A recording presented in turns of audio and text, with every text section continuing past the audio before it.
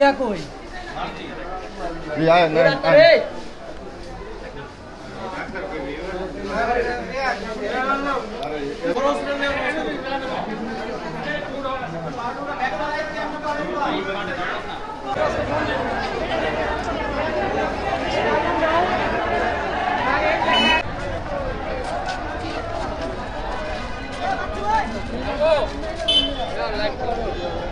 बोले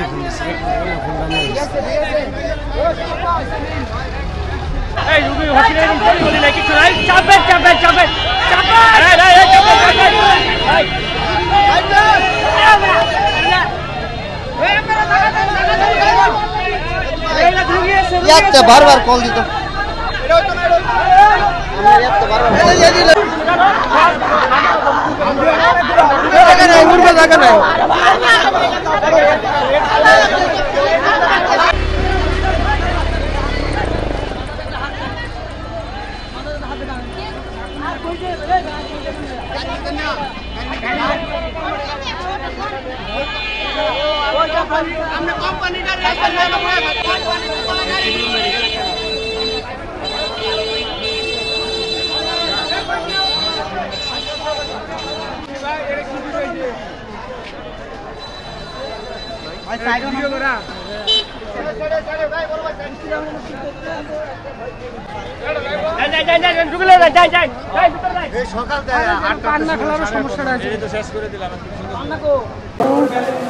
আমাদের গেট খোলা ছিল না, তো গেট দিয়ে নিচে দিয়ে পড়ে গেছিলাম।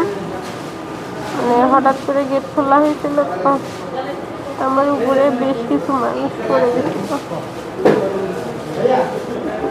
একজন উপরে একজন কে পড়ছে? হ্যাঁ, আমার উপরে আমি বলতে পারি না, আমি তারপর থেকে মানে পড়ে গেছি, তারপরে কিছু বলতে পারি। কি মনে হচ্ছিল আপনার কতজনের নিচে আছেন, কি মনে হচ্ছিল? তো এখন ওই ঝুঁকিটা আমি সামনে উঠতে পারিনি। কতজন ছিল আমি এটা বলতে পারবো না, আমার হুঁশ ছিল না।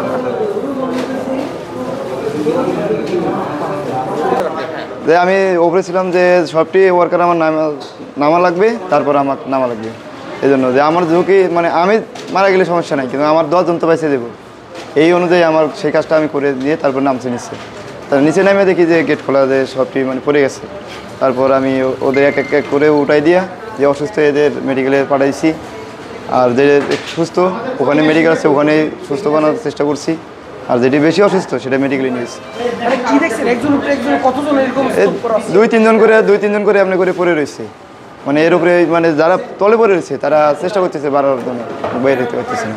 এক এক করে টাইনে টেনে তুলে আলাদা আলাদা করে দিচ্ছে। এটুকু যেটা হয়েছে, ভূমিকম্পের যে প্যানিক ডিসঅর্ডারটা, একটা যে প্যানিক সৃষ্টি হয়েছে, ওই প্যানিকেই আসলে হুড়াহুড়িতে নামতে গিয়ে, দৌড়াদৌড়ি করে নামতে গিয়েই হচ্ছে ওনারা ইনজুর্ড হন। কারো হয়তো একটু ধাক্কা লাগে, কেউ হয়তো একটু পায়ের নিচে পড়ে যায়। তো আমরা এখানে প্রায় শতাধিক পেশেন্ট পাই।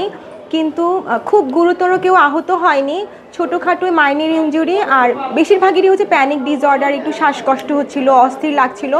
আমরা সবাইকেই প্রাথমিক চিকিৎসা দেই। প্রাথমিক চিকিৎসার পরে আমাদের এখানে আমরা প্রচুর পরিমাণ পেশেন্ট অ্যাডমিট করি আমাদের হসপিটালে, যাদেরকে আমাদের কাছে গুরুতর মনে হয়েছে এরকম কয়েকজনকে, 10 থেকে 15 জনকে আমরা উচ্চতর চিকিৎসার জন্য উচ্চতর সেন্টারে রেফার করেছি।